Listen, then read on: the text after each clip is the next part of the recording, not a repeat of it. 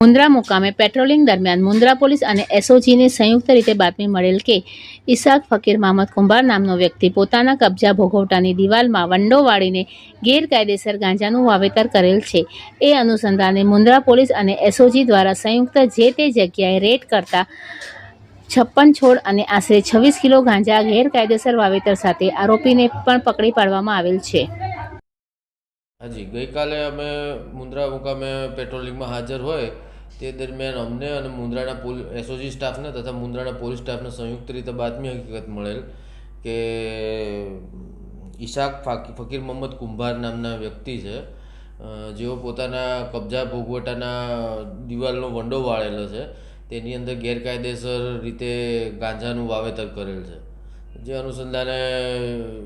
સરકારી પંચોને તમામને હાજર રખાવીને જે તે જગ્યાએ જઈને અમે રેડ કરતા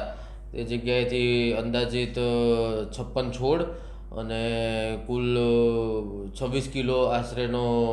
ગેરકાયદેસર ગાંજાનું વાવેતર પકડવામાં આવેલ છે એસઓજી તથા મુન્દ્રા પોલીસના સંયુક્ત પ્રયાસથી, અને આરોપી પણ અટક કરવામાં આવેલ છે। જેનું એ તપાસનો મૂળ મુદ્દો તો એ છે કે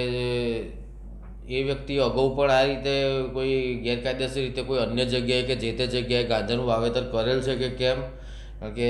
જે આરોપી છે એમની ઉંમર આશરે 60 વર્ષ ઉપરની છે, એટલે પોતે સારું ખોટું સમજી શકે તેવી પરિસ્થિતિમાં છે કે કોઈ અણસમજમાં કર્યું હોય એવી વાતને માની શકાય એવી વસ્તુ નથી।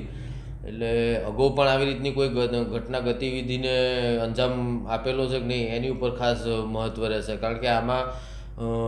માલ ક્યાંથી આવ્યો કે ક્યાંથી મોકલવામાં આવતો તો એ મુદ્દો તો આમાંથી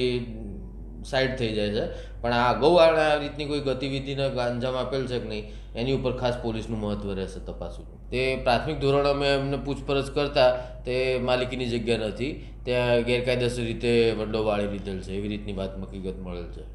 તેમ છતાં મુન્દ્રા પોલીસને આ વસ્તુ ધ્યાન ઉપર મૂકવામાં આવેલ છે, એમને પણ ખ્યાલ છે અને એમણે નગરપાલિકા પાસેથી એની માહિતી પણ કઢાવવા માટે તજવીજ કરી દીધેલ છે। જો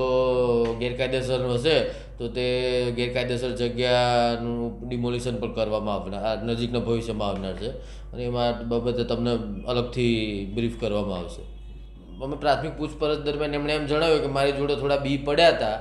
અને કે પેઢી દર પેઢી અમારે તો જૂનું વાણી ગાંજાનું બી પડેલ હતા, તો મને એમ થયું કે લાવો ને થોડું વાવેતર કરીને થોડુંક આર્થિક ઉપાર્જન કરવા પ્રયત્ન કરું। પ્રાથમિક ધોરણે એ રીતનું એમને નિવેદન મળેલ છે। તેમ છતાં જે આરોપીના કસ્ટડી દરમિયાન બીજું શું વિશેષ જાણવા મળે છે તે ઇન્વેસ્ટિગેશનનો વિષય રહેશે।